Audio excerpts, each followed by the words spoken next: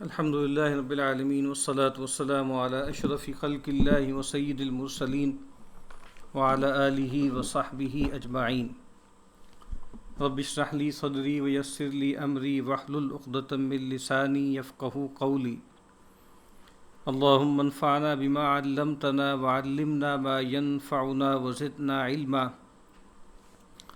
اللہم لا سہل الا ما جعلتہ سہلا وَأَنْتَ تَجْعَلُ الْحَزْنَ إِذَا شِئْتَ سَهْلًا آمین یا رب العالمین۔ آج ہمیں سورۃ الروم سے آغاز کرنا ہے۔ یہ مکی سورت ہے، اس کے 6 رکوع ہیں۔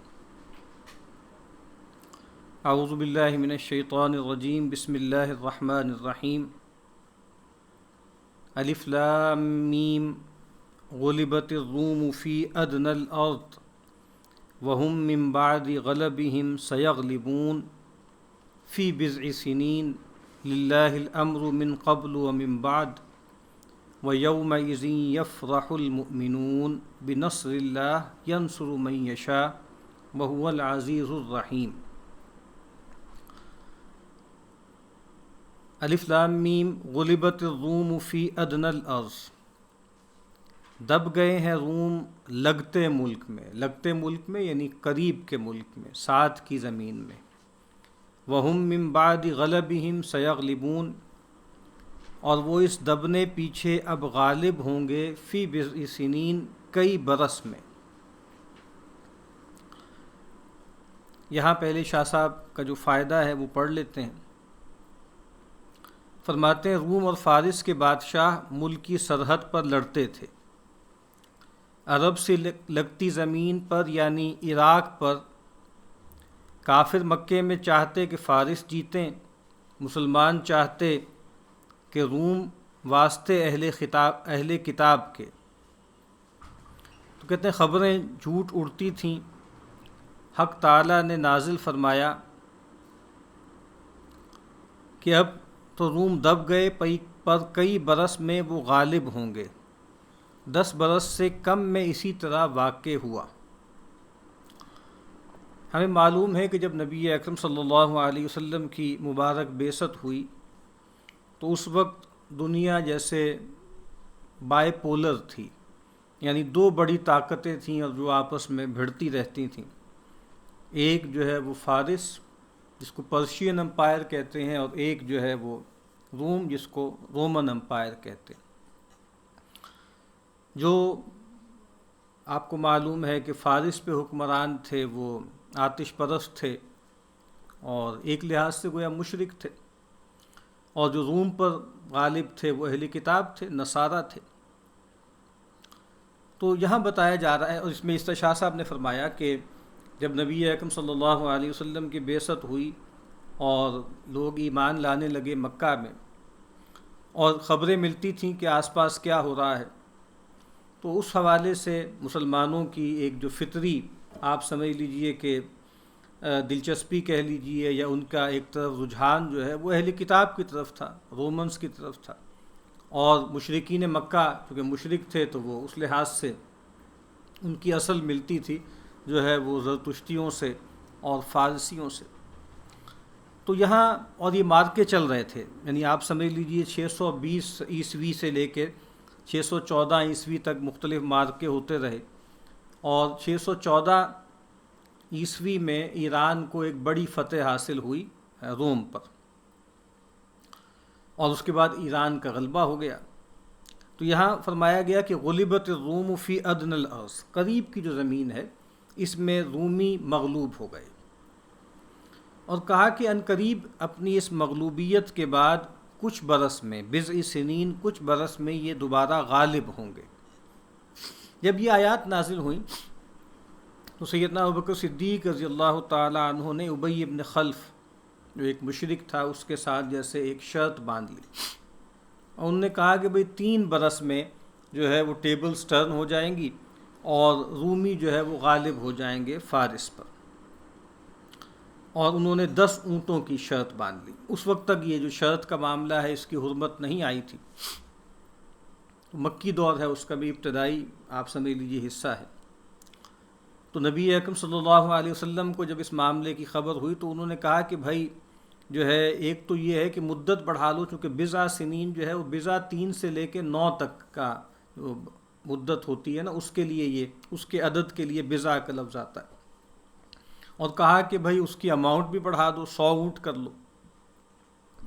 تو پھر ایسا ہی کیا انہوں نے، اور پھر جس سال میں یعنی بدر ہوا، یعنی آپ کو معلوم ہے غزوہ بدر 2 ہجری میں ہوئی ہے، اسی سن میں اس کے آس پاس یہ واقعہ ہوا کہ پھر رومیوں نے ایک بڑا حملہ کیا، اور پھر جو ہے وہ ایرانی پسپا ہو گئے، اور ایرانیوں کو ایک بڑی ہزیمت پیش آئی، اور پھر وہ ظاہری بات معاملہ ہوا، اور جو ہے وہ اونٹ ان کو دینے پڑے، 100 اونٹ، اور اللہ کے نبی صلی اللہ علیہ وسلم نے ان کو صدقہ کرنے کا حکم دے دیا۔ تو یہاں اس بات کا بیان ہے، اس سے گویا ہمیں ایک رہنمائی ملتی ہے، ایک ہدایت ہمیں حاصل ہوتی ہے کہ جو مسلمان ہیں، جو امت مسلمہ ہیں، ان کو دھیان رکھنا چاہیے کہ ان کے پیش و عقب میں کیا کچھ ہو رہا ہے۔ ایک چیز جس کو ہمارے ہاں ایک اصطلاح استعمال ہوتی ہے جیو پولیٹکس، تو آپ دیکھیے نا کہ یہ جو مسئلہ ہے یہ ایک جیو پولیٹیکل مسئلہ ہے، اور یہ جو طاقت ہے، اس کا توازن، اس کا اثر پڑتا ہے، سب پر پڑتا ہے۔ بڑی طاقتیں جب آپس میں الائنس کرتی ہیں، یا آپس میں جب ان کا کوئی جو ہے آپس میں کہہ لیجئے کہ کنفلکٹ ہوتا ہے، تو اس کے اثرات جو ہیں اور جو شاک ویوز ہیں وہ پوری جیسے دنیا میں اس کی پھیلتی ہیں۔ تو اس سے یہ پتہ لگتا ہے کہ مسلمانوں کو ان حوالوں سے بھی الرٹ رہنا چاہیے، ان چیزوں کا بھی دھیان کرنا چاہیے، اور اس طرح فرمایا کہ وہ دن ہوگا کہ جس دن جو ہے اہل ایمان کو فرحت حاصل ہوگی۔ تو اصل فرحت جو ہے وہ تو غلبے کی تھی بدر میں جو حاصل ہوا، اور ساتھ یہ ہے کہ ایک اور خوشی بھی ضمنی طور پر کہ جو اہل کتاب ہیں وہ مشرکوں پر غالب آ گئے۔ آپ کو معلوم ہے یہ بات کہ پچھلی صدی میں تقریباً 40 50 60 ایک برس تک آپ کو معلوم ہے ایک دور رہا جس کو کولڈ وار کہتے ہیں۔ 2 بڑی طاقتیں تھیں، جو بولشوک ریولوشن تھا، اس کے بعد USSR ایک بڑی طاقت بن کے ابھرا، اور پھر اس نے وہ جو انقلاب ہے وہ اور پھیلا، لیٹن امریکہ میں گیا، اور اسی طریقے سے امریکہ کے بہت سے علاقوں میں گیا، لیٹن امریکہ میں اور چائنا میں اور بہت سے ممالک میں وہ چیز جو ہے وہ پھیلی۔ اور دوسری طرف جو ہے وہ USA، یا جس کو ہم کہہ سکتے ہیں کہ ایک طرف کیپٹلسٹک کیمپ تھا اور ایک طرف جو ہے وہ کمیونسٹ کیمپ تھا، اور پوری دنیا ان 2 کیمپس میں تقسیم ہو گئی تھی۔ امت مسلمہ بھی تقسیم ہو گئی، اس میں بہت سے عرب ممالک جو ہیں ان کا جھکاؤ جو ہے وہ روس کی طرف تھا، رشیا جو USSR کی طرف تھا، اور یعنی پاکستان ہے اور بہت سے ایشیا کے ممالک ہیں، ان کا رجحان جو ہے وہ امریکہ کی طرف تھا۔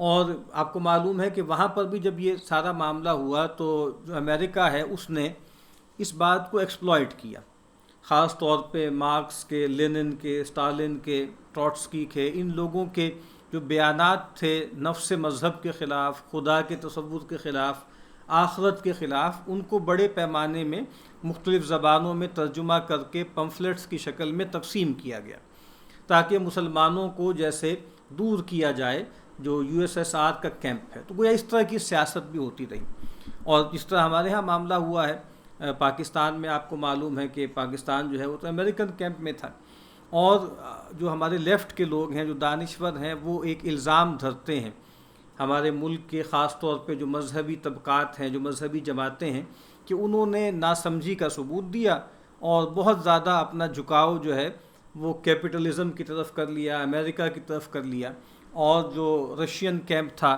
اور جو کمیونزم تھا اس کے اندر جو خیر کا پہلو تھا اس کو انہوں نے نہیں دیکھا۔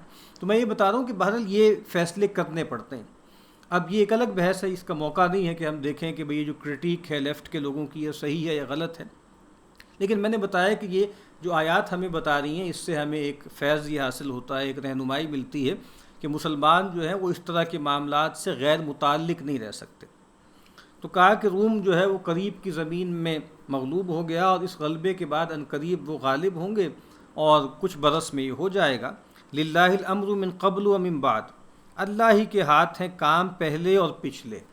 یہ جو کچھ ہوتا ہے دنیاوی اعتبار سے تو اس میں کچھ پلیئرز ہیں جو معاملہ کرتے ہیں، اور اسٹریٹجیکلی بہت سے معاملات ہوتے ہیں، تصویراتی اعتبار سے بہت سی تدابیر ہوتی ہیں، لیکن یہاں پر بنیادی بات بتا دی کہ اصل میں انچارج کون ہے جو گورن کر رہا ہے اس کائنات کو، جو چلا رہا ہے سارے معاملات اللہ ہی کے سپرد ہیں۔ اللہ تعالیٰ اپنی حکمت، اپنے علم، اپنی قدرت کے اعتبار سے مختلف فیصلے فرماتے ہیں۔ وَيَوْمَئِذٍ يَفْرَحُ الْمُؤْمِنُونَ بِنَصْرِ اللَّهِ، اور اس دن خوش ہوں گے مسلمان اللہ کی مدد سے۔ يَنْصُرُ مَن يَشَاءُ، مدد کرے جس کی چاہے۔ غزوہ بدر کی جو فتح ہے اس کی طرف اشارہ ہے۔ وَهُوَ الْعَزِيزُ الرَّحِيمُ، اور وہی ہے زبردست رحم والا۔ وعد اللہ، اللہ کا وعدہ، لا یخلف اللہ وعدہ، خلاف نہ کرے گا اللہ اپنا وعدہ۔ ولیکن اکثر الناس لا یعلمون، لیکن بہت لوگ نہیں جانتے۔ یعلمون ظاہرا من الحیات الدنیا، جانتے ہیں اوپر اوپر دنیا کا جینا۔ وہم عن الآخرۃ ہم غافلون، اور وہ لوگ آخرت سے خبر نہیں رکھتے۔ اس کا فائدہ ہے، یعنی ظاہر دنیا میں جس کا غلبہ دیکھیں کہیں اللہ اسی پر خوش ہوا۔ یہ کتنی گہری بات شاہ صاحب نے فرمائی۔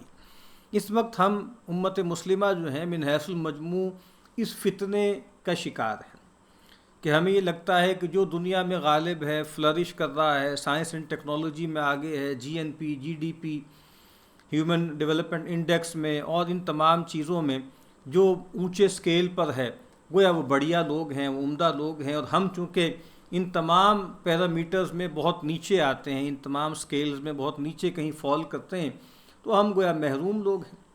تو یہاں یہ بات بہت اہم بات فرما رہے ہیں شاہ صاحب کہ دنیا میں جس کا غلبہ دیکھیں اللہ اسی پر خوش ہوا۔ تو یہ قرآن مجید بار بار اس طرف توجہ دلاتا ہے کہ اس کی اہمیت نہیں ہے۔ اللہ تعالیٰ سب کو دیتے ہیں، سب کو نوازتے ہیں، ماننے والوں کو، نہ ماننے والوں کو، اور بعض اوقات ایسا ہوتا ہے کہ نہ ماننے والوں کو دیتے ہیں۔ یہ بھی ہوتا رہا کہ اپنے ماننے والوں کو نہ ماننے والوں سے پٹواتے بھی رہے۔ سورہ بنی اسرائیل کا ہم نے مطالعہ کیا کہ بعثنا علیہم عبادا لنا اولی بأس شدید، کہ جب ان پہ عذاب کا وقت آیا تو ہم نے ان پر جو ہے وہ بھیجے، مبعوث کیے ایسے لوگ جو بڑی جنگی طاقت رکھنے والے تھے، ہمارے بندے تھے وہ۔ اب ظاہری بات ہے وہ جو بندے تھے وہ کوئی اللہ کو ماننے والے نہیں تھے، لیکن اللہ تعالیٰ نے گویا سزا کے طور پہ اعلیٰ اور جارحہ کے طور پر ایک کافر قوم کو استعمال کیا۔ تو کہا کہ یہ لوگ دنیا کے بھی ظاہر کو جانتے ہیں، یعنی جو شخص اس دنیا کی حقیقت کو سمجھ جاتا ہے پھر وہ اس دنیا سے جی نہیں لگاتا۔ اس دنیا کی حقیقت کیا ہے کہ یہ دنیا مخلوق ہے، اس دنیا کی حقیقت کیا ہے کہ یہ دنیا فانی ہے، اور اس کے بعد ایک اور عالم آئے گا۔ تو جو آدمی اس کو جان لیتا ہے پھر ہو ہی نہیں سکتا کہ وہ آخرت سے غافل رہے، وہ تو پھر آخرت ہی کی تیاری کرے گا۔ اولم یتفکروا فی انفسہم، کیا دھیان نہیں کرتے اپنے جی میں، اپنے انفس میں۔ ما خلق اللہ السماوات والارض وما بینہما الا بالحق، اللہ نے جو بنائے آسمان و زمین اور جو ان کے بیچ ہے سو ٹھیک سادہ کر، اور واجل مسمى، اور ٹھہرے وعدے پر۔ یعنی ایک تو بات یہ ہے کہ اللہ تعالیٰ نے آسمان اور زمین جو کچھ اس کے درمیان ہے یہ حق کے ساتھ پیدا کیا، یہ عبث نہیں ہے، یہ با مقصد ہے۔ اور جب با مقصد ہے تو پھر اس کا مطلب کیا ہے، وہ اجل مسمى۔ اگر دنیا ایٹرنل ہو اور معاملات ویسے ہی ہوں جیسے دنیا کے ہیں، پھر تو ہم یہاں دیکھتے ہیں کہ یہاں مورل لا جو ہے وہ بروئے کار نہیں آتا۔ ٹھیک ہے کچھ قوموں کے ساتھ ہو جاتا ہے مکافات عمل، کچھ افراد کے ساتھ بھی جزوی طور پر ہو جاتا ہے، یا کچھ لوگ یہ کہتے ہیں کہ دیکھیے جو لوگ ظلم کا، کفر کا، شرک کا، تمرد کا، سرکشی کا رویہ اختیار کرتے ہیں ان کو ایک سزا ملتی ہے کہ دنیاوی طور پر بے سکونی اور زحمت میں رہتے ہیں۔ فإن لہ معیشۃ ضنکا، وہ بات ٹھیک ہے، لیکن وہ تو انسان کے درون میں ہو رہا ہے نا، اس کے بھیتر میں ہو رہا ہے۔ خارج میں تو ہمیں ایسا لگتا ہے کہ کئی مرتبہ ایسا ہوتا ہے کہ ظلم جو ہے وہ دندناتا پھر رہا ہے اور اس کا جو ہے وہ ناچ چل رہا ہے، اور جو عدل ہے اس کو منہ چھپانے کا موقع نہیں مل رہا۔ تو کہا کہ یہ اس دنیا کو حق کے ساتھ خلق کرنا، اس کا لازمی نتیجہ یہ ہے کہ یہ دنیا ایک مقرر مدت تک کے لیے اللہ نے خلق کی ہے۔ وَإِنَّ كَثِيرًا مِّنَ النَّاسِ بِلِقَاءِ رَبِّهِمْ لَكَافِرُونَ، اور بہت لوگ اپنے رب کا ملنا نہیں مانتے۔ اس کا فائدہ ہے، یعنی ہر چیز کو ایک ابتدا، ایک انتہا ہے۔ انسان، حیوان، درخت کو تو نظر آتا ہے، آسمان میں ہر گردش کی ایک مدت ہے، مہینے یا برس یا 12 برس پر ختم ہے۔ جو ہر چیز میں صفت ہے سو سارے جہان میں ہے، اپنے وقت پر اس کو فنا ہے۔ پھر یہ ابتدا انتہا کھیل نہیں، کچھ اس سے منظور ہے، وہی آخرت میں نظر آئے گا۔ یعنی ایک بات تو یہ ہے کہ ہر چیز کی ایک مدت ہے، ہر چیز ٹائمڈ ہے، ٹینیورڈ ہے، اور دوسری بات یہ ہے کہ یہ با مقصد ہے، اور وہی بات شاہ صاحب فرما رہے ہیں کہ مقصد آخرت میں ظاہر ہوگا۔ آخرت کو سامنے نہ رکھیں تو پرابلم آف ایول جو ایک بڑا مسئلہ ہے فلسفے میں، اس کا بھی کوئی حل ممکن نہیں ہے اگر ہم آخرت کو سامنے نہ رکھیں۔ اولم یسیروا فی الارض فینظروا کیف کان عاقبۃ الذین من قبلہم، کیا پھرے نہیں ملک میں جو دیکھیں آخر کیسا ہوا ان سے اگلوں کا، کانوا اشد منہم قوہ، ان سے زیادہ تھے زور میں، وآثار الارض، اور زمین اٹھائی، وعمروها اکثر مما عمروها، اور بسائی ان کے بسانے سے زیادہ، وجاءتهم رسلهم بالبینات، اور پہنچے ان پاس رسول ان کے لے کر کھلے حکم، فما کان اللہ لیظلمہم، اور اللہ نہ تھا ان پہ ظلم کرنے والا، ولیکن کانوا انفسہم یظلمون، لیکن وہ اپنا آپ برا کرتے تھے۔ اس کا فائدہ ہے، یہ کہتے ہیں کہ یعنی بن رسول بھیجے اللہ نہیں پکڑتا، وہ جو اللہ کی سنت ہے، وما کننا معذبین حتی نبعث رسولا۔ تو کہا کہ یہ لوگ زمین میں چلیں پھریں تو ان کو معلوم ہو کہ پچھلی قوموں کا کیا انجام ہوا، قوم نوح ہے، قوم عاد ہے، قوم سمود ہے، قوم صالح، قوم سمود ہے، قوم جو ہے وہ مدین کے لوگ ہیں، قوم سبا ہے، آل فرعون ہے، ان کو دیکھیں۔ تو کہا کہ اگر وہ دیکھتے تو ان کو معلوم ہوتا کہ کیا انجام ہوا ان کا، اور کہا کہ وہ جو مشرکین مکہ ہیں جو رسول اللہ صلی اللہ علیہ وسلم کے مخاطبین ہیں، ان سے زیادہ قوت والے ہیں، شوکت والے ہیں، ان کا دبدبہ ہے، غلبہ ہے، اور انہوں نے جو تعمیرات کی، انہوں نے جو زمین کو جو ہے سجایا بنایا، یہ تو اس کے کہیں قریب نہیں پہنچتے۔ لیکن مسئلہ کیا ہوا ان کے ساتھ بھی وہ بھی اسی آزمائش میں ڈالے گئے جس میں اہل مکہ ڈالے گئے، کہ اللہ تعالیٰ نے ان کی طرف رسول بھیجے اور انہوں نے رسولوں کا انکار کر دیا، تو پھر کیا انجام ہوا وہ سب کے سامنے ہے۔ تو اب گویا بتایا ہی جا رہا ہے کہ ویسا ہی انجام جو ہے وہ مقدر ہے مشرکین مکہ کا، قریش کا، بنی اسماعیل کا، اگر وہ پیغمبر آخر الزمان پر ایمان نہیں لائیں گے، ان کی نصرت نہیں کریں گے۔ فما کان اللہ لیظلمہم، اور اللہ نہ تھا ان پر ظلم کرنے والا، ولیکن کانوا انفسہم یظلمون، ثم کان عاقبۃ الذین اساءوا السوء ان کذبوا بآیات اللہ، پھر ہوا آخر برا کرنے والوں کا برا، جو برا کرتا ہے اس کا برا ہوتا ہے۔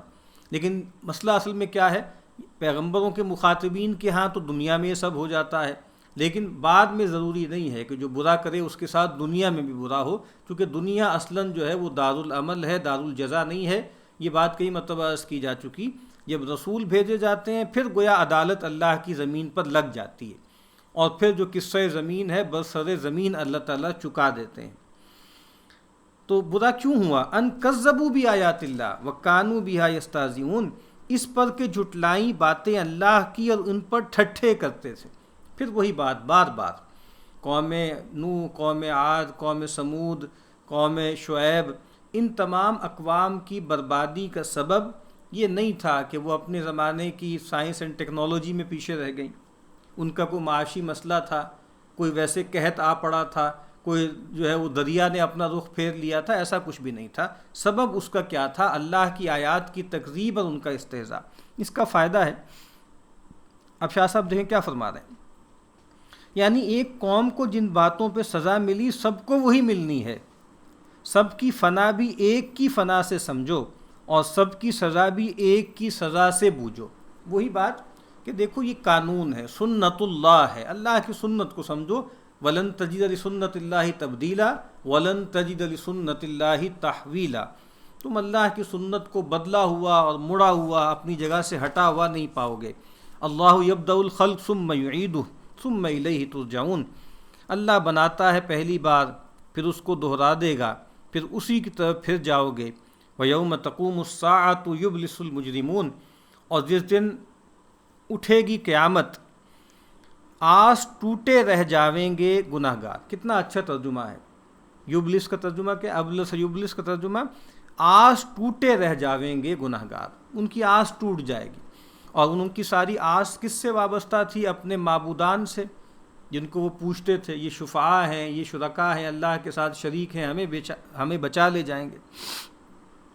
وَلَمْ يَكُنْ لَهُم مِّن شُرَكَائِهِمْ شُفَعَاءُ وَكَانُوا بِشُرَكَائِهِمْ كَافِرِينَ، اور نہ ہوں گے ان کے شریکوں میں کوئی ان کی سفارش والے، اور یہ ہو جاویں گے اپنے شریکوں سے منکر، یعنی وہ تو انکار ہی کر دیں گے۔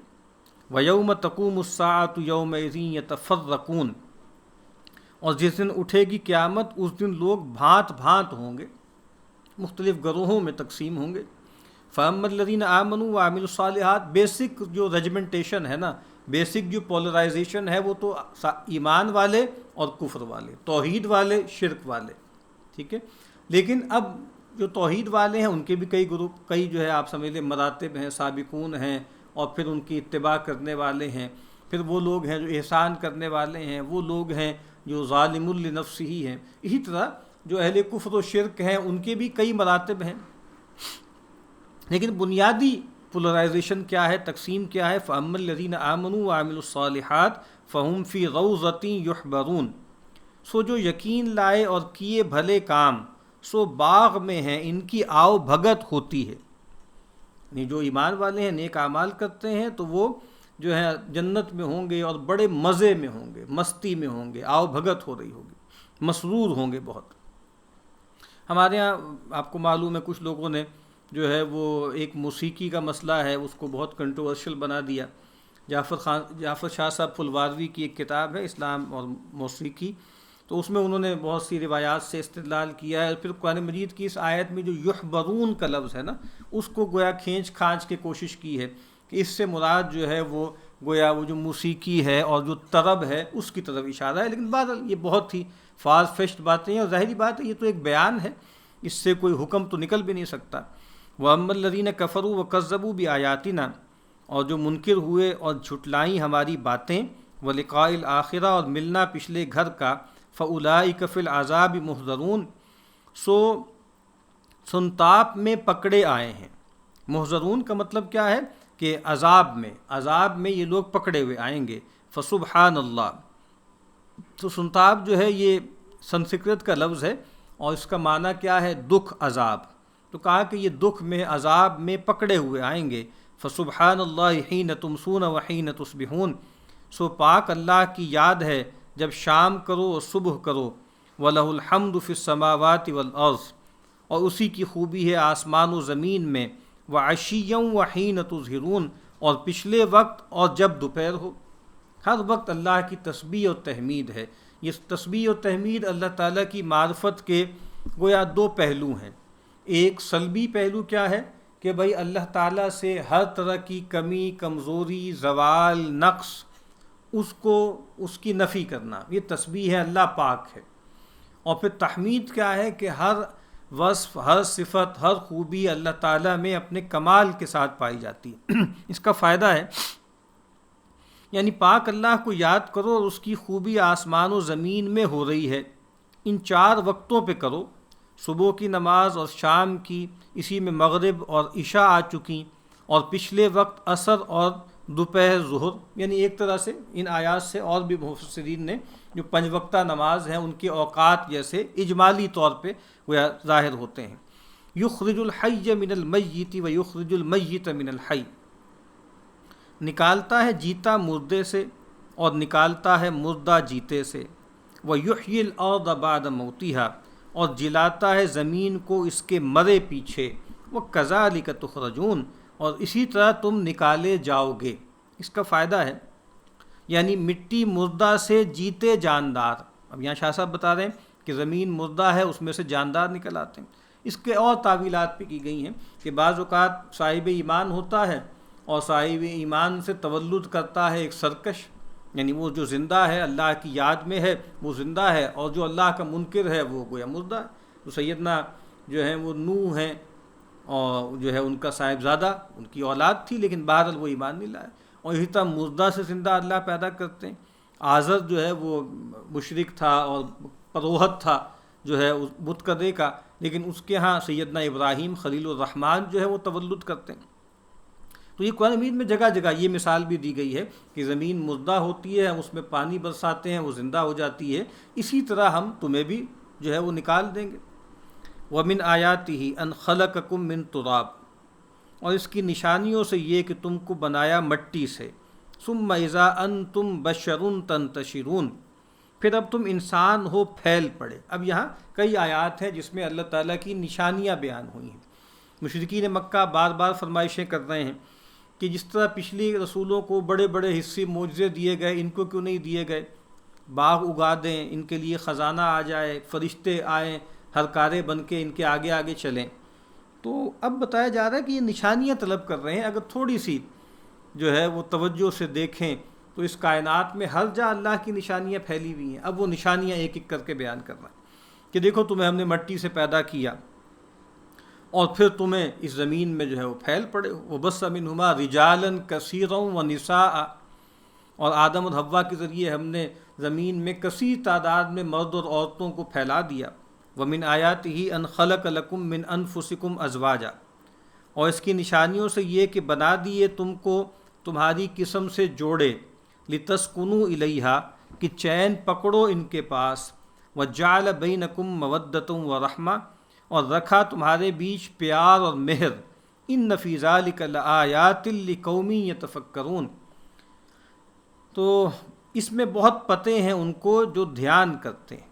یہاں شاہ صاحب فرماتے ہیں حق تعالیٰ نے درخت کی نسل ایک سے چلائی اور جانور کی نسل دو سے چلائی، پھر بعض جانور کا جوڑا مقرر نہیں اور بعضوں کا مقرر ٹھہرایا۔ اس میں نسل کے سوا انسیت اور چین ہے اور پیار اور محبت، تا جہاں کی بستی ہو، تاکہ جہان بسے آباد ہو۔ جو کوئی جوڑا مقرر نہ کرے یعنی زنا کرے، نکاح نہ کرے، وہ انسان سے حیوان ہوا۔ اب یہاں شاہ صاحب بتا رہے ہیں کہ انسان ہونے کا مطلب کیا ہے، کہ انسانوں کے ہاں جو تولد ہوتا ہے اور تناسل کا معاملہ ہوتا ہے وہ نکاح کے ادارے سے ہوتا ہے۔ تو جو لوگ اس ادارے کو باطل کر دیں اور بدکاری کے ذریعے جو ہے اپنی تسکین حاصل کرنے کی کوشش کریں، گویا وہ انسانیت کے درجے سے گر گئے۔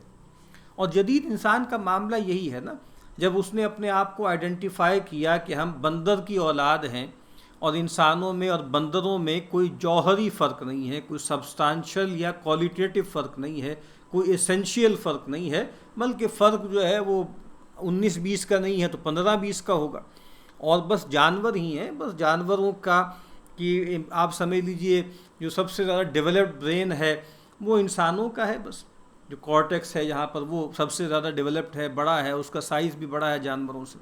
تو جب آپ نے اپنے آپ کو جانور ہی قرار دے دیا تو پھر ظاہری بات ہے، شاہ صاحب والی بات ہی ہے کہ پھر وہ آپ کو معلوم ہے کہ انسانوں کی سطح سے گر گئے۔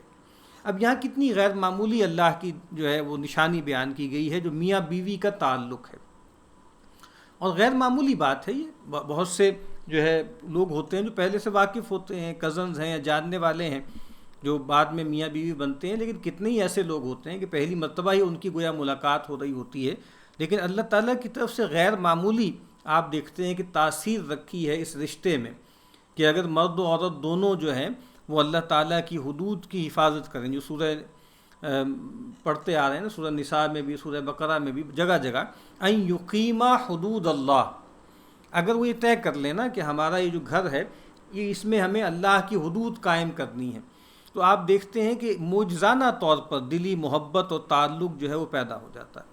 یہاں فرمایا کہ مودتوں و رحمہ، مفتی شفیع صاحب علیہ رحمٰن نے لکھا ہے کہ یہ دو الفاظ ہیں، پیار اور مہر۔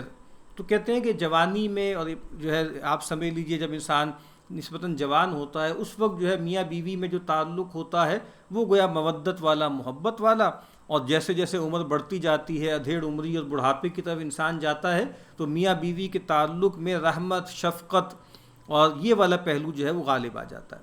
وَمِنْ آیَاتِهِ خَلْقُ السَّمَاوَاتِ وَالْأَرْضِ وَاخْتِلَافُ أَلْسِنَتِكُمْ وَأَلْوَانِكُمْ، اور اس کی نشانیوں سے ہے آسمان زمین کا بنانا اور بھانت بھانت بولیاں تمہاری اور رنگ، إِنَّ فِي ذَلِكَ لَآيَاتٍ لِلْعَالِمِينَ، اس میں بہت پتے ہیں بوجھنے والوں کو۔ پہلے کہا ان لوگوں کے لیے جو تفکر کرتے ہیں، دھیان کرتے ہیں، جو لوگ جو ہیں اپنی فیکلٹیز کو معطل کر بیٹھے ہیں اور بس جو ہے وہ ایک عقل معاش پر اکتفا کر بیٹھے ہیں ان کو تو کوئی فائدہ نہیں ہونا۔ اسی طرح یہاں فرمایا کہ جو علم رکھنے والے ہیں، جو حقیقی علم رکھتے ہیں، جو اللہ کی معرفت رکھتے ہیں، ان کے لیے اس میں بڑی نشانی ہے۔ شاہ صاحب فرماتے ہیں اس کا فائدہ ہے، سب انسان ایک ماں باپ سے بنائے، ملا کر بسائے، پھر جدا بولیاں کر دیں، ایک ملک کا آدمی دوسرے ملک میں جیسے جانور۔ آپ کو معلوم ہے کہ بائبل میں ایک پورا ایک سمجھ لیں قصہ ہے، لیجنڈ ہے ٹاور آف بیبل کا، کہ وہ پہلے لوگوں کی زبان ایک ہی تھی، اس کے بعد انہوں نے سرکشی کا رویہ اختیار کیا، پھر اللہ تعالیٰ نے ان کی ساری جو زبانیں تھیں ان کو آپس میں خبط کر دیا، ٹکرا دیا، اس کے بعد پھر یہ سارے معاملات کمیونیکیشن کے پیدا ہوئے۔ لیکن بہرحال وہ تو ایک قصہ ہے۔ تو یہاں اس کو نشانی بتائی کس بات کو، زبان اور رنگتوں کا جو تفاوت ہے، اس کی جو گونا گونی ہے، بو قلمونی ہے، یہ اللہ تعالیٰ کی غیر معمولی جو ہے وہ نعمت ہے۔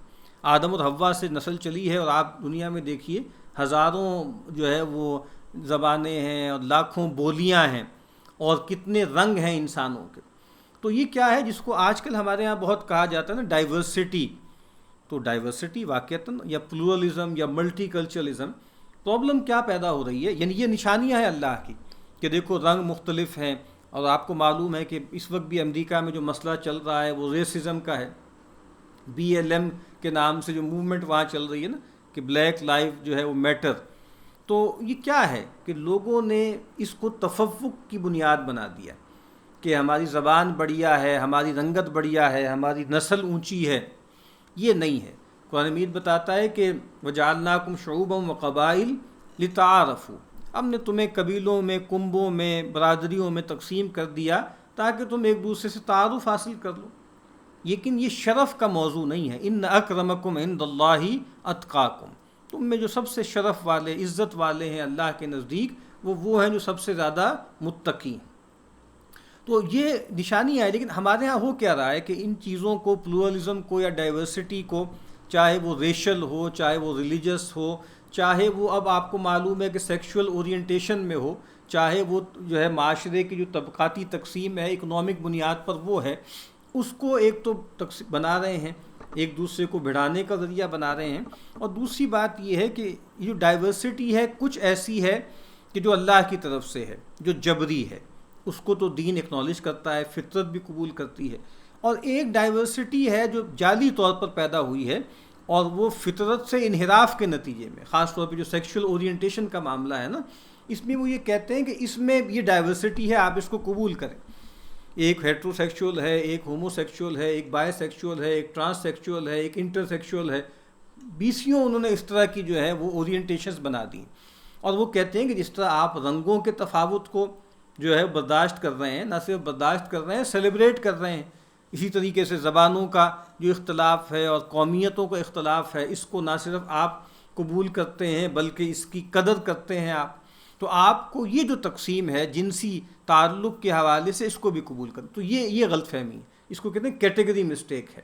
کچھ چیزیں جبری ہیں، اس میں انسان کا اختیار نہیں ہے۔ اور یہ بات آپ کو معلوم ہوگی کہ بہت مدت سے وہ اس تلاش میں ہیں کہ کسی طریقے سے کوئی کروموسوم، کوئی DNA کے اندر، کوئی جین کے لیول پر کوئی ایسی چیز نکال کے دکھا دیں کہ بھئی وہ لوگ کے جو ہیں وہ ہومو سیکشولز ہوتے ہیں، ان کے اندر ان کی آپ سمجھ لیں جینیٹک میک اپ میں کچھ ایسا مسئلہ ہے جس کی وجہ سے وہ مجبور ہیں۔ لیکن کچھ عرصے پہلے بھی ایک تحقیق ہوئی تو وہ کوئی ایسا کروموسوم، کوئی ایسا جین دریافت نہیں کر سکے۔ تو میں نے ساری گفتگو اس لیے عرض کی ہے کہ ایک وہ تقسیم ہے جو انسان کے کسب سے اس کا تعلق نہیں ہے، اس کی بنیاد پہ شرف نہیں ہے۔ شرف جو ہوگا وہ کسب کی بنیاد پر ہوگا، اور وہ کسب کیا ہے؟ اس کی بنیاد ایمان اور عمل صالح ہے، اس کی بنیاد اخلاقی ہے، اس کی بنیاد جو ہے وہ جبری نہیں ہے۔ وَمِنْ آیَاتِهِ مَنَامُكُمْ بِاللَّيْلِ وَالنَّهَارِ وَابْتِغَاؤُكُمْ مِنْ فَضْلِهِ، اور اس کی نشانیوں میں سے ہے تمہارا سونا رات میں اور دن میں، وَابْتِغَاؤُكُمْ مِنْ فَضْلِهِ، اور تلاش کرنی اس کے فضل سے۔ إِنَّ فِي ذَلِكَ لَآيَاتٍ لِقَوْمٍ يَسْمَعُونَ، اس میں بہت پتے ہیں ان کو جو سنتے ہیں۔ اب جو سنتے ہیں، اب سن تو مشرکین بھی رہے ہیں، لیکن ان کا سننا بس اپنے مفادات کی بات سننا ہے، جو حقیقی سننا ہے، دل کے کانوں سے سننا ہے، وہ نہیں سنتے۔ اس کا فائدہ ہے، شاہ صاحب فرماتے ہیں 2 حالتیں بدلتی ہیں، سویا تو پتھر کی طرح، اور تلاش میں لگا تو ایسا ہوشیار کوئی نہیں، اصل تو رات ہے سونے کو اور دن تلاش کو. تو کہتے ہیں کہ بھئی دن کیا ہے؟ سونے کو، تسکین کو. ٹھیک ہے، تو کہا کہ ومن آیاتہ منامکم باللیل، اب اس میں محذوف کیا ہے لتسکنوا فی. اور کیا ہے؟ اور دن میں کیا ہے؟ دن کو اللہ نے روشن بنایا تاکہ تم اس میں اس کا فضل تلاش کرو. تو شاہ صاحب فرماتے ہیں، تو کہتے ہیں دونوں وقت دونوں کام ہوتے ہیں. نشانیاں ہیں سننے والوں کو کہ اپنے سونے کا احوال نظر نہیں آتا، لوگوں کی زبانی سنتے ہیں. یعنی کہتے ہیں نا کہ انسان جب مرا ہوتا ہے، سویا ہوتا ہے، تو کہتے ہیں سویا ہوا اور مویا ہوا. یعنی ایک طرح سے جو ہے وہ نیند کو کہا جاتا ہے نا کہ یہ اخت الموت ہے یا اخ الموت ہے، کہ نیند جو ہے وہ موت کی بہن ہے. انسان خود اپنے آپ کو سوتے میں دیکھ نہیں سکتا.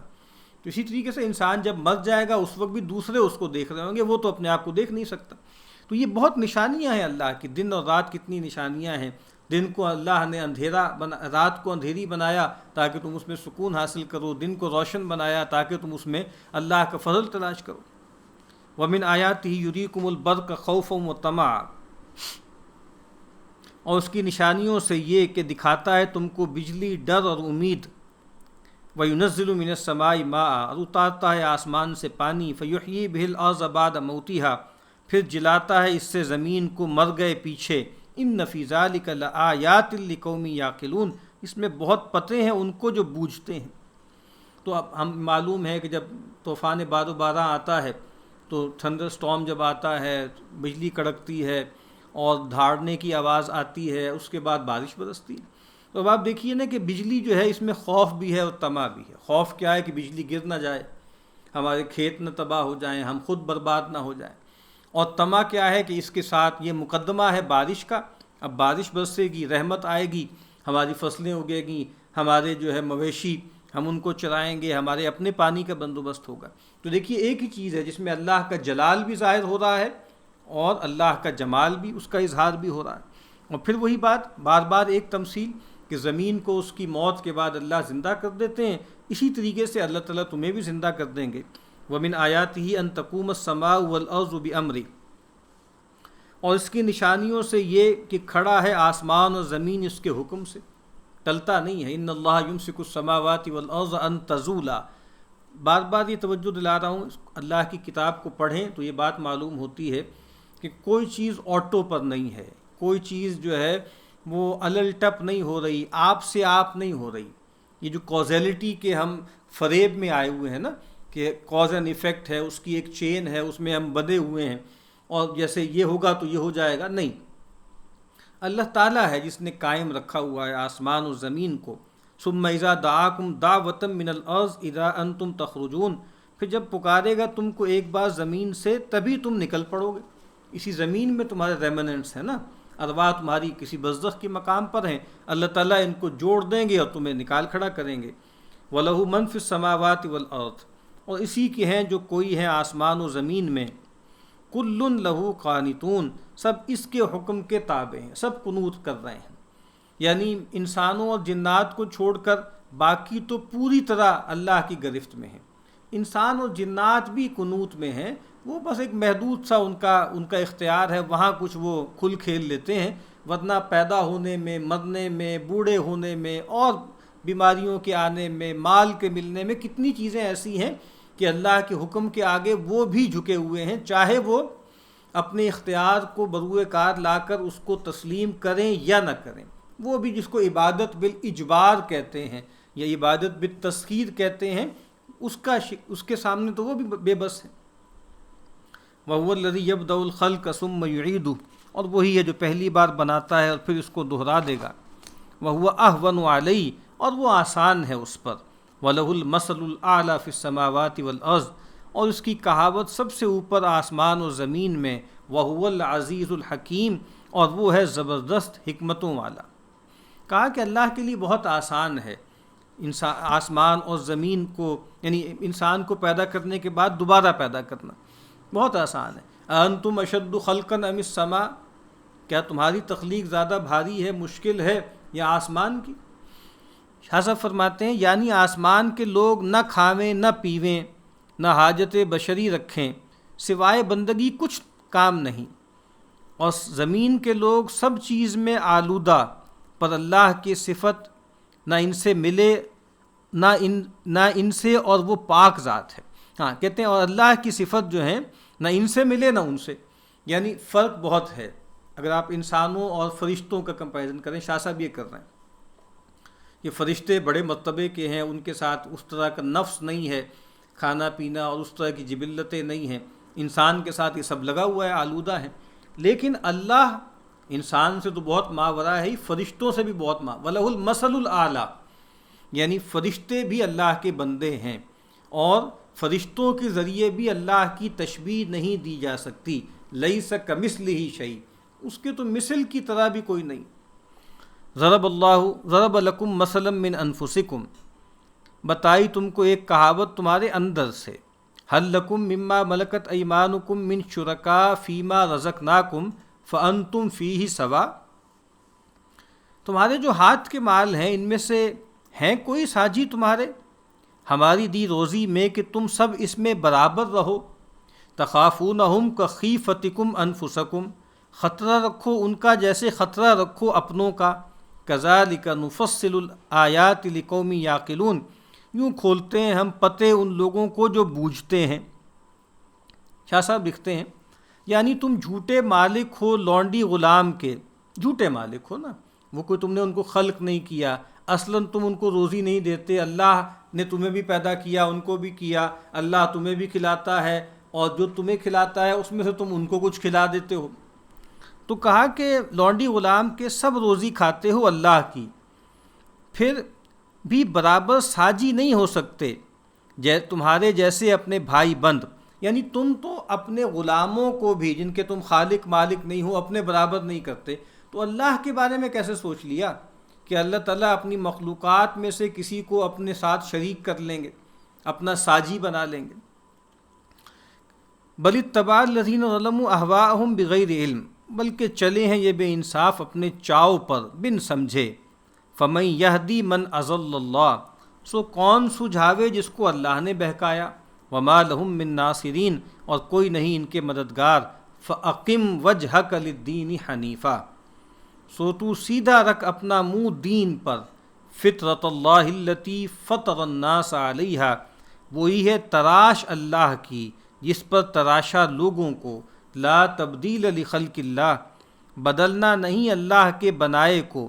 ذالک الدین القیم،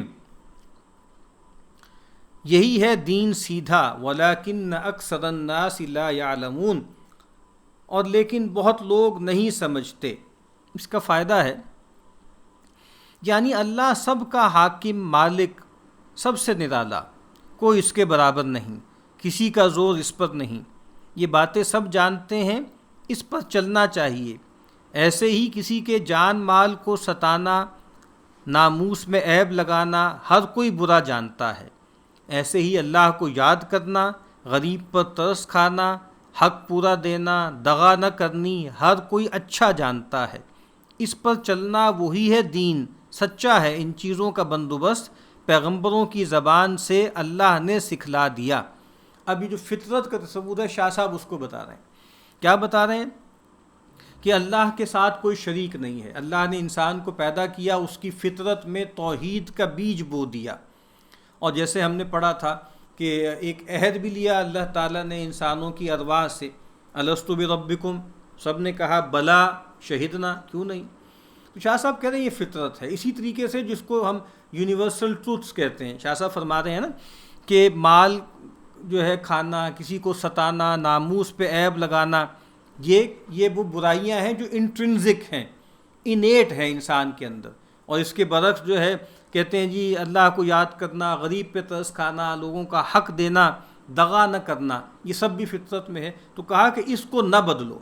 تو جو آدمی شرک کرتا ہے گویا وہ اپنی اصل فطرت کو بدلتا ہے۔ جو آدمی ظلم کرتا ہے، جو آدمی جھوٹ بولتا ہے، جو آدمی دغا کرتا ہے، جو آدمی لوگوں کا حق مارتا ہے، گویا وہ اپنی فطرت سے انحراف کرتا ہے۔ منیبین الیہ واتقوا، سب رجوع ہو کر اس کی طرف، واقیموا الصلاۃ، اور اس سے ڈرتے، واقیموا الصلاۃ واتقوا، اور اس سے ڈرتے رہو، واقیموا الصلاۃ، اور کھڑی رکھو نماز، ولا تکونوا من المشرکین، اور مت ہو شریک والوں میں، من الذین فرقوا دینہم، جنہوں نے پھوٹ ڈالی اپنے دین میں، وکانوا شیعا، اور ہو گئے ان میں جتھے، کل حزب بما لدیہم فرحون، ہر فرقہ جو اپنے پاس ہے اس پر ریجھ رہے ہیں۔ اب یہاں یہ بات فرمائی کہ اللہ تعالیٰ کی طرف رجوع کرو، اس کا تقوی اختیار کرو، نماز قائم کرو، اور مشرکوں میں سے مت ہونا۔ مشرک کون ہیں؟ جنہوں نے اپنے دین کو پھاڑ دیا۔ کان الناس امۃ واحدہ، لوگ ایک ہی دین پر تھے، توحید پر تھے۔ اس کے بعد پھر لوگوں نے شرک کا رویہ اختیار کیا اور جھوٹے معبود بنا لیے، پھر کئی معبود ہو گئے، اور ہر جو ہے اب بت کو پوجنے والا وہ آپس میں اس سر پھٹول کا شکار ہو گیا۔ تو کہا کہ یہ جو دین کو پھاڑ دینا ہے، گروہ گروہ ہو جانا ہے، یہ کیا ہے؟ یہ بھی ایک طرح کا شرک کا پہلو ہے۔ تو کہا کانوا شیعہ، اور وہ گروہوں میں تقسیم ہو گئے۔ تو قرآن مجید ہم پڑھا ہے نا کہ واعتصموا بحبل اللہ جمیعا ولا تفرقوا، اور تم سب مل کے اللہ کی رسی کو تھام لو اور دیکھو تفرقے میں مت پڑنا۔ اور یہ جو معاملہ ہے کل حزب بما لدیہم فرحون، ہر فرقہ جو اپنے پاس ہے اس پر ریجھ رہے ہیں، اور ایک جز ہے ان کے پاس، کلیت سے وہ محروم ہو چکے، انحراف کا شکار ہیں، اور اسی کو کل سمجھ رہے ہیں۔ وہ جو ایک مشہور حکایت ہے نا کہ نابینا لوگ ہیں، اور ایک جو ہے مختلف نابینا تھے، اور ایک جو ہے ہاتھی تھا، اس کے مختلف حصوں پہ وہ ہاتھ پھیر رہے ہیں۔ کوئی کہہ رہا ہے کہ یہ جو ہے وہ ستون کی طرح ہے، کوئی کہتا ہے یہ سلائیڈ کی طرح ہے، ٹھیک ہے، کوئی کہتا ہے یہ جیسے ایک ڈھول کی طرح ہے۔ تو جس جہاں پر ہاتھ پڑ رہا ہے وہ اتنا سمجھ رہا ہے، اور اسی طرح وہ اس کو بیان بھی کرتا ہے۔ تو ہمارے ہاں بھی اب بدقسمتی سے یہ ہو گیا ہے کہ مختلف گروہ ہیں جو مسلمانوں میں کام کر رہے ہیں، لیکن جس کام کو وہ سمجھتے ہیں کہ یہ دین کا کام ہے، اس کے بارے میں ان کے ہاں یہ زعم پیدا ہو گیا ہے، اور خدائی لہجے میں وہ کہنے لگتے ہیں کہ حقیقی کام یہی ہے، سب سے بڑا کام یہی ہے، اصل کام یہی ہے۔ ٹھیک ہے، انسان پرائرٹائز کرتا ہے، جو فقہ الاولویات جس کو کہا جاتا ہے، پرائرٹیز کی پوری ایک فقہ ہے۔ مختلف گروہ ہیں، مختلف صلاحیتیں رکھتے ہیں، مختلف ادوار میں مختلف دینی خدمتوں کی ضرورت ہوتی ہے، تو اس میں کوئی حرج کی بات نہیں ہے کہ کچھ لوگ یہ کہیں کہ بھئی ہمارے اندر اس کام کی صلاحیت ہے، یا ہم یہ سمجھتے ہیں کہ اس وقت یہ ایک بنیادی کام ہے جو ہمیں کرنا ہے، لیکن دوسروں کی تغلیط نہ کریں، دوسروں کے بارے میں یہ نہ کہیں کہ یہ غلط ہے، یا دوسروں کی تفسیق نہ کریں، تبدیع نہ کریں، تکفیر نہ کریں۔ یہ بھی کام ہے، یہ بھی ایک کام ہے، ہماری سمجھ میں یہ کام آ رہا ہے، ہم اس کو زیادہ اہم سمجھتے ہیں۔ اور ویسے بھی اس وقت امت مسلمہ کی جو حالت ہے کہ جو زوال ہے وہ ہماگیر ہے، وہ ہر شعبے میں ہے۔ وہ جو ہے نا کہ من یجدد لہا دینہا، اللہ تعالیٰ ایسے یعنی فرد کو بھی اور من سے لوگوں نے جماعت بھی لی ہے، گروہ بھی لیے، کئی افراد بھی ہو سکتے ہیں۔ تو اس وقت کار تجدید جو ہے وہ کئی شعبوں میں اس کی ضرورت ہے۔ تو علم کے دنیا میں بھی ہے، عمل کی دنیا میں بھی ہے، اخلاق میں بھی ہے، سیاست میں ہے، معیشت میں ہے، معاشرت میں ہے، یو نیم اٹ، یعنی کوئی کون سا شعبہ ایسا ہے جس میں ہم لگتا ہے کہ بالکل پاتال میں نہیں پڑے ہوئے۔ تو گویا ہر طرح سے کام کرنے کی ضرورت ہے، لیکن یہ رویہ غلط ہے کہ انسان جو ہے وہ اپنے سے باہر کوئی بھی جو عمل ہے اس کا انکار کرنا شروع کر دے۔ ہمارے ہاں یہ جو تقسیم فقہی اعتبار سے رہی ہے کہ یہ حنفی ہے، مالکی ہیں، شافعی ہیں، یا اس کے بعد پھر مختلف مشرب بھی ہمارے ہاں ہو گئے کہ بھئی یہ جو ہے وہ بریلوی ہیں، دیوبندی ہیں، یہ اہل الحدیث ہیں، یہ سلفی ہیں۔ تو لوگ کچھ عام طور پہ کہتے ہیں کہ یہ فرقہ واریت ہے، یعنی اگر آپ یہ کہتے ہیں کہ میں شافعی ہوں یا حنفی ہوں یا میں ماتریدی ہوں یا میں چشتی ہوں یا میں سہروردی ہوں، تو یہ کیا ہے؟ یہ شرک ہے جی، اور یہ فرقہ واریت ہے، اور دین اللہ کے نبی اس کو مٹانے آئے تھے، یہ غلط فہمی ہے۔ یہ تو مختلف تعبیرات ہیں، مختلف سکول آف تھاٹ ہیں، اور اتنی گنجائش ہوتی ہے تعبیر کی جس میں لوگ معاملہ کرتے ہیں۔ اصل فرقہ واریت یہ ہے کہ انسان یہ کہے کہ بس جو ہم نے سمجھا ہے، جو ہم نے جانا ہے، جس پر ہم عمل کر رہے ہیں، بس وہ ٹھیک ہے، باقی سب غلط ہے۔ تو کوئی گروہ، کوئی جتھا، کوئی جماعت، کوئی فرقہ اگر یہ کہتا ہے کہ بس حق جو ہے وہ منحصر ہے یا محصور ہے اس پر جو ہم جانتے ہیں، جو ہم کر رہے ہیں، اس سے کوسوں دور بھاگنا چاہیے، یہ ہے اصل میں فرقہ۔ وَإِذَا مَسَّ النَّاسَ ضُرٌّ دَعَوْا رَبَّهُمْ مُنِيبِينَ إِلَيْهِ، اور جب لگے لوگوں کو کچھ سختی، پکاریں اپنے رب کو اس کی طرف رجوع ہو کر۔ ثُمَّ إِذَا أَذَاقَهُم مِّنْهُ رَحْمَةً إِذَا فَرِيقٌ مِّنْهُمْ بِرَبِّهِمْ يُشْرِكُونَ، پھر جہاں چکھائی ان کو اپنی طرف سے کچھ مہر، تبھی ایک لوگ ان میں اپنے رب کا شریک لگے بتانے۔ یہ قرآن مجید کا ایک مستقل تھیم ہے کہ جب یہ تکلیف میں آتے ہیں تمام معبودوں کو بھول کر ایک اللہ کو پکارنے لگتے ہیں، جب اللہ تعالیٰ ان کو جو ہے عافیت دے دیتا ہے، رحمت سے نوازتا ہے، پھر جو ہے رب کے ساتھ شریک کرنے لگتے ہیں۔ شاہ صاحب فرماتے ہیں یعنی جیسے بھلے کام ہر انسان کی جبلت پہچانتی ہے، اللہ کی طرف رجوع ہونا بھی ہر ایک کی جبلت جانتی ہے، ڈر کے وقت کھل جاتا ہے۔ کتنی گہری بات کہی ہے۔ ابھی فطرت اللہ میں بتایا نا کہ جس طرح اچھے کام ہیں وہ سب جانتے ہیں، اسی طرح انٹرنزک ہے انسان کے اندر اللہ کی محبت، اللہ کی معرفت ہے، وہ دب جاتی ہے گناہوں کی وجہ سے، غفلت کی وجہ سے پردے پڑ جاتے ہیں، لیکن اندر ہے۔ شاہ صاحب کیا فرما رہے ہیں؟ ڈر کے وقت کھل جاتا ہے۔ وہ بڑی اچھی بات کسی نے کہی نا کہ جو بنکرز ہوتے ہیں یا فاکس ہولز ہوتے ہیں، ان کے ہاں ان کے اندر کوئی ایتھیسٹ نہیں ہوتا، یعنی جب انسان موت کو اپنے سامنے دیکھتا ہے نا تو وہ کسی کو پکارنے لگتا ہے۔ اور ایسی کتنی ہی کہانیاں ہم نے سنی ہیں، اور سچی کہانیاں ہیں کہ بہت سے لوگ تھے جو کسی ٹربولنس میں گئے ہیں اور ایک دم ان کو لگا کہ موت سامنے ہے تو وہ کسی کو پکارنے لگے یکا یک، اور بعد میں وہ شرمندہ بھی ہوئے کہ میں تو ایتھیسٹ ہوں، میں تو کسی کو مانتا ہی نہیں، تو میں ہی کس کو پکارنے لگا۔ تو وہ جو انسان کے اندر دبی ہوئی چیز ہے، وہ شاہ صاحب فرما رہے ہیں کہ ڈر کے وقت کھل جاتا ہے کہ انسان کے اندر ایک ہستی کی معرفت جو ہے، بالا تر ہستی کی، خالق و مالک کی، معبود کی، وہ رکھی گئی۔ لیکفروا بما آتیناہم فتمتعوا فسوف تعلمون، کہ منکر ہو جاویں ہمارے دیے سے، سو کام چلا لو اب، فسوف تعلمون، آگے جان لو گے۔ ٹھیک ہے، کچھ فائدہ اٹھا لیں۔ جب دوبارہ سے جو ہے ٹربولنس ختم ہو گئی، شرک کرنے لگے، تو کہا کتنا جی لو گے، ایک وقت تو ہمارے سامنے حاضر ہو گے نا۔ ام انزلنا علیہم سلطانا، کیا ہم نے ان پر اتاری ہے کوئی سند، فہو یتکلم بما کانوا بہ یشرکون، سو وہ بولتی ہے جو یہ شریک بتاتے ہیں، یعنی کیا ان کے پاس کوئی دلیل ہے عقل میں، نقل میں؟ وَإِذَا أَذَقْنَا النَّاسَ رَحْمَةً فَرِحُوا بِهَا، اور جب چکھاویں ہم لوگوں کو کچھ مہر، اس پہ ریجھنے لگے۔ وہی بات، جب بھلائی ملتی ہے اکڑنے لگتے ہیں، اترانے لگتے ہیں۔ وَإِن تُصِبْهُمْ سَيِّئَةٌ بِمَا قَدَّمَتْ أَيْدِيهِمْ، اور اگر آ پڑے ان پر کوئی برائی اپنے ہاتھوں کے بھیجے پر، اذا ہم یقنطون، تبھی آس توڑ دیویں۔ یہ عجیب رویہ ہے، جو اللہ سے غافل لوگ ہیں، مشرک ہیں، ان کا رویہ یہی ہے۔ اللہ نواز دے اترانے لگتے ہیں، اللہ کی طرف منسوب نہیں کرتے، کہتے ہیں اوتیتہ علی علم عندی، میرا کمال تھا، میری محنت تھی۔ اور اگر اللہ تعالیٰ آزمائے اور کہا کہ ان کے اپنے کرتوتوں کی وجہ سے ان پہ تکلیف آئے، یہ بھی اللہ تعالیٰ کا ایک معاملہ ہے نا کہ رحمت کی نسبت جو ہے، فضل کی، عنایت کی اللہ کی طرف کی جائے گی، تکلیف کی، پریشانی کی بندے کی اپنی طرف کی جائے گی۔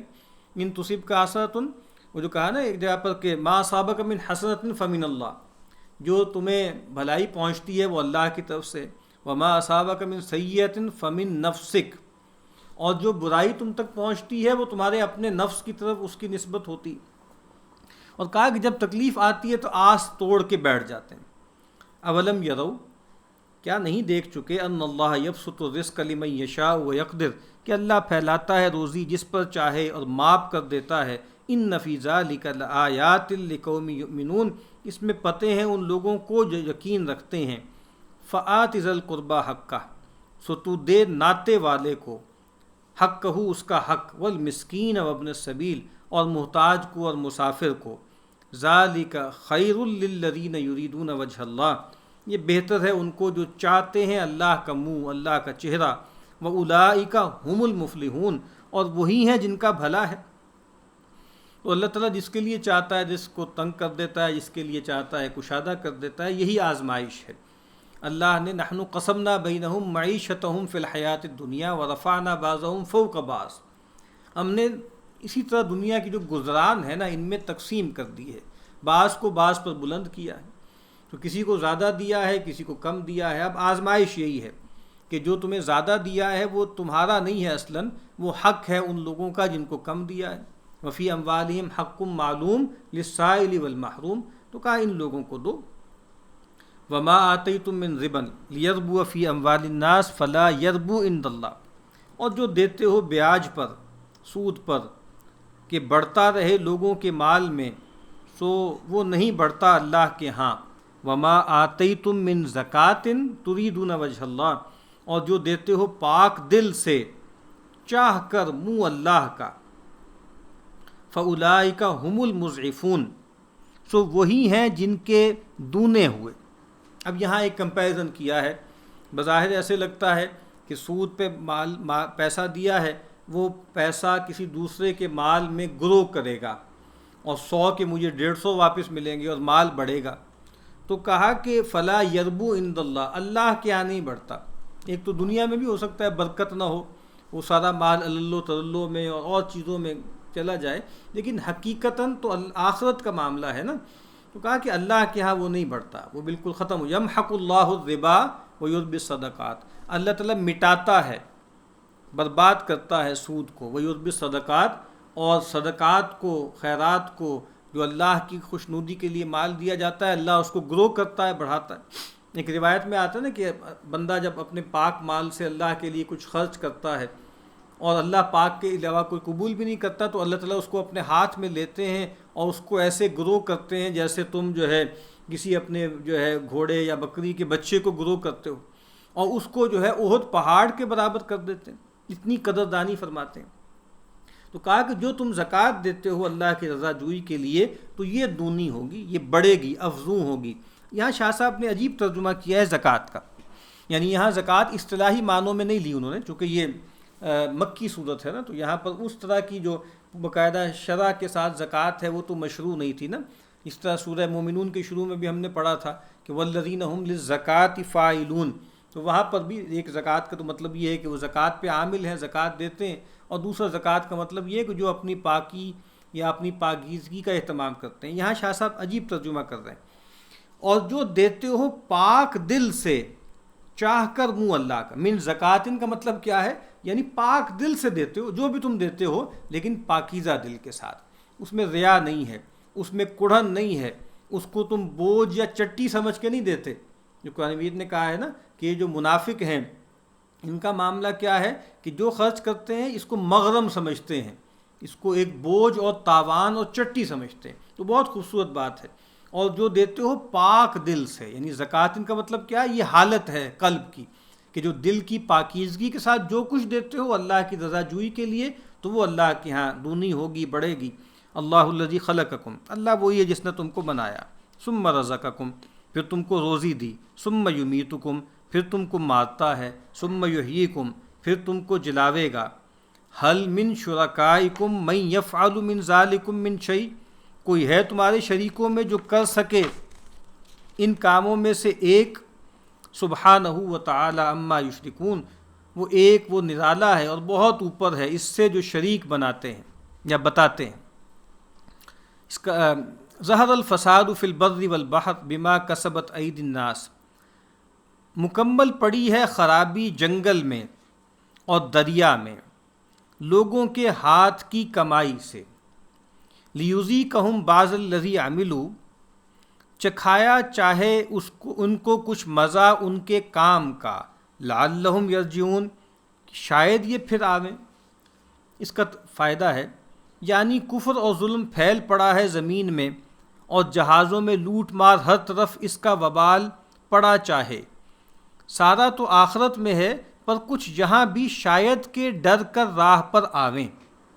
اب یہاں کہہ رہے ہیں کہ جو فساد برپا ہو گیا ہے بحر و بر میں، ایک بات تو قرآن مجید بتا رہا ہے کہ لوگوں کی اپنی کمائی کی وجہ سے۔ اب شاہ صاحب بتا رہے ہیں کہ یہ جو دنیاوی معاملات ہوتے ہیں، لوٹ مار ہو رہی ہے، خوف ہے، قحط ہے، یہ کیا ہے؟ یہ بھی انسانوں کی اپنی کرتوتوں کی وجہ سے ہے جو مسائل پیدا ہو رہے ہیں۔ اور کہتے ہیں کہ لیذیقہم بعض الذی عملوا، چکھایا چاہے ان کو کچھ مزہ ان کے کام کا، لعلہم یرجعون، شاید کہ پھر آویں۔ تو یہ گویا اللہ تعالیٰ جو ہے وہ جھنجھوڑتے ہیں نا، وَلَنُذِيقَنَّهُم مِّنَ الْعَذَابِ الْأَدْنَىٰ دُونَ الْعَذَابِ الْأَكْبَرِ، ہم ان کو مزہ چکھائیں گے چھوٹے عذاب کا بڑے عذاب سے پہلے، شاید کہ یہ لوٹ آئیں۔ قُلْ سِیرُوا فِی الْأَرْضِ، تو کہہ پھرو ملک میں، فَانظُرُوا کَیْفَ کَانَ عَاقِبَةُ الَّذِینَ مِن قَبْلُ، تو دیکھو آخر کیسا ہوا پہلوں کا، کیسا انجام ہوا پہلوں کا۔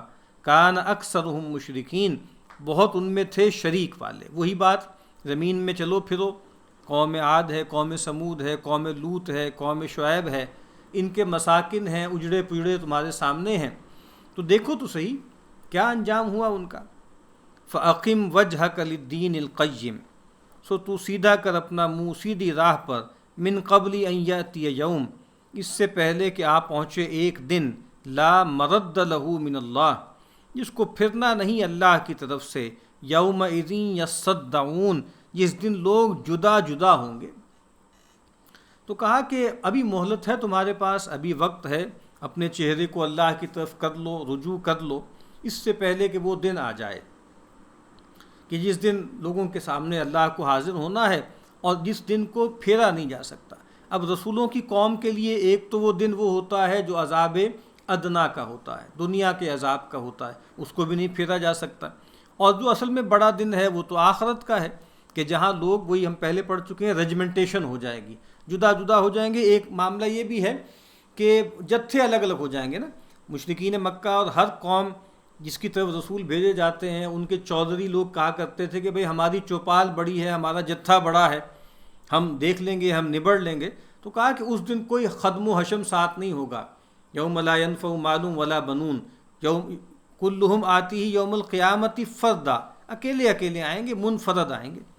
شاہ صاحب فرماتے ہیں کہ یعنی دین کا غلبہ ہو اور سزا پانے والے الگ ہوں اور مقبول الگ، یعنی ایک بات تو وہ ہے کہ دین کا غلبہ ہو، دیکھیں شاہ صاحب بھی اس کو دنیا کے ساتھ جوڑ رہے ہیں کہ وہ وقت آئے گا کہ دین کا غلبہ ہو جائے گا، ماننے والے الگ ہو جائیں گے اور جو نامقبول ہیں وہ الگ ہو جائیں گے۔ تو دنیا میں بھی غلبہ اللہ دیتے ہیں، اور خاص طور پہ رسول کی جو قوم ہے اگر ان میں لوگ ایمان لے آئیں تو ان کو زمین میں غلبہ دیتے ہیں، تمکن دیتے ہیں۔ من کفر فعلیہ کفر، جو منکر ہوا سو اس پر پڑے اس کا منکر ہونا، یعنی اللہ تعالیٰ پر کوئی اس کا بات نہیں ہے، اللہ تعالیٰ کے کام رکا نہیں ہوا۔ ومن عامل صالحا فلانفسہم یمہدون، اور جو کرے بھلے کام سو اپنی راہ سنوارتے ہیں، اپنا ہی فائدہ کرتے ہیں۔ لیجزی الذین آمنوا وعملوا الصالحات من فضلی، کہ وہ بدلہ دے ان کو جو یقین لائے اور بھلے کام کیے اپنے فضل سے۔ انہ لا یحب الکافرین، بے شک اس کو نہیں بھاتے انکار والے، وہ انکار کرنے والوں سے محبت نہیں کرتا، اور اسی وجہ سے اللہ تعالیٰ ایمان اور عمل صالح کی بنیاد پر نوازے گا۔ اور یہ بات بھی واضح کر دی کہ دنیا میں اگر کہیں کافروں کا، منکروں کا، سرکشوں کا غلبہ ہو دیکھو تو یہ مت خیال کرنا کہ اللہ ان سے محبت کرتا ہے، یہ تو ایک آزمائش ہے جس میں ڈالے گئے۔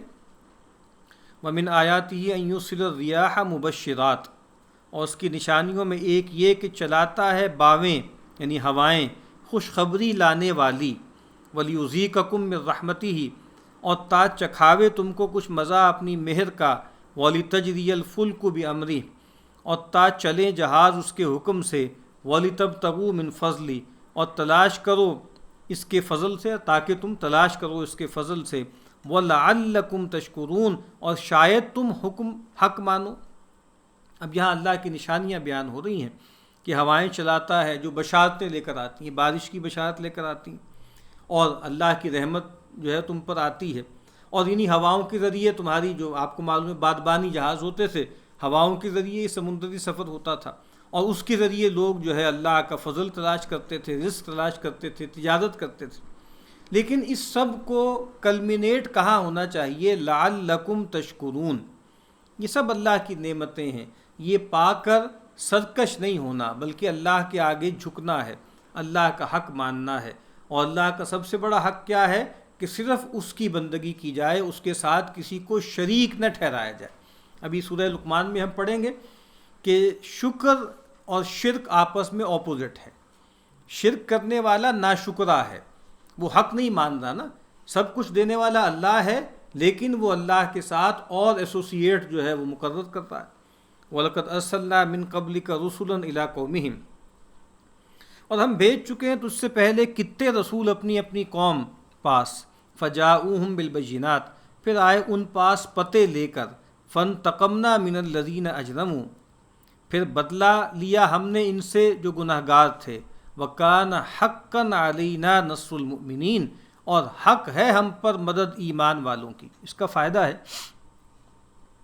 کہتے ہیں بیچ میں باؤ کا مذکور اس واسطے کہ جیسے میںہ کی خبر لاتی ہیں باویں، ایسے دین کے غلبے کی نشانیاں روشن ہوتی جاتیاں ہیں۔ اب شاہ صاحب نے بڑی عجیب سا استنباط کیا کہ پہلے بھی کفر کا تذکرہ ہو رہا ہے، بعد میں پھر پیغمبر کا تذکرہ وہ ہو رہا ہے، تو کہا کہ بیچ میں جو ہواؤں کا تذکرہ ہے نا، تو کہا کہ اسی طرح اللہ تعالیٰ کی رحمت کی ہوائیں پیغمبروں پر بھی چلتی ہیں، اللہ کی نصرت کی ہوائیں آتی ہیں، فرشتے اللہ بھیجتے ہیں۔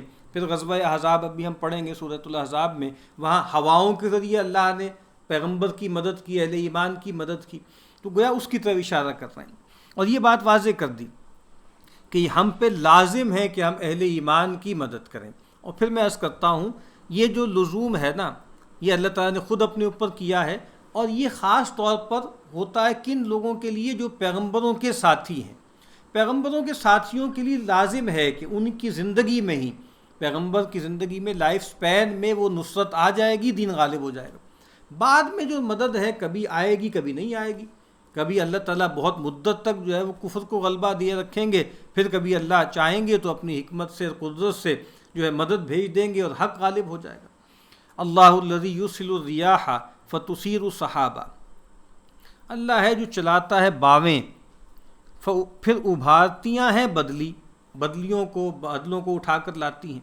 فیبسطہ فی السماء، پھر پھیلاتا ہے اس کو آسمان میں، کیف یشاء، جس طرح چاہے، ویجعلہ کسفا، اور رکھتا ہے اس کو تہ بتہ، فطر الودق یخرج من خلالی، پھر تو دیکھے میہ نکلتا ہے اس کے بیچ سے، فیضا اصاب بھی من یشاء من عبادی، پھر جب اس کو پہنچایا جس کو چاہا اپنے بندوں میں، اذا ہم یستبشرون، تبھی وہ لگے خوشیاں کرنے۔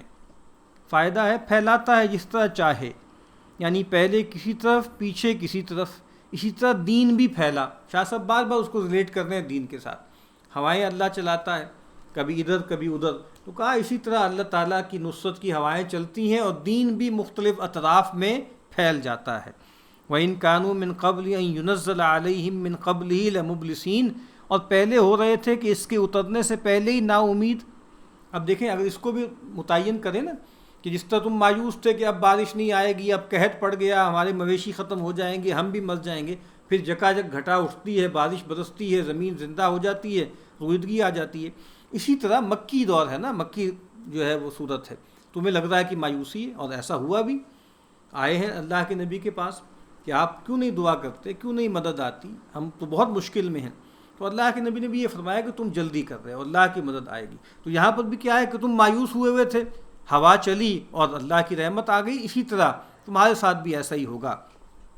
فانظر الی آثار رحمت اللہ، تو دیکھ اللہ کی مہر کے نشان، کیف یحیی الارض بعد موتہا، کیوں کر جلاتا ہے زمین کو اس کے مرے پیچھے، ان ذالک لمحیی الموتیٰ، بے شک وہ ہے مردے جلانے والا، وہو علی کل شیء قدیر، اور وہ ہر چیز کر سکتا ہے۔ کئی بار بار یہ انالوجی آ رہی ہے کہ دیکھو جو ہے وہ زمین مردہ تھی، ہوائیں آئیں، زمین زندہ ہو گئی، بارش برسی، تم بھی زمین میں پڑے ہوگے مردہ، تمہارے جو ہے وہ باقیات اسی زمین میں ہوں گے، ہم تمہیں زندہ کر کے اٹھا لائیں گے۔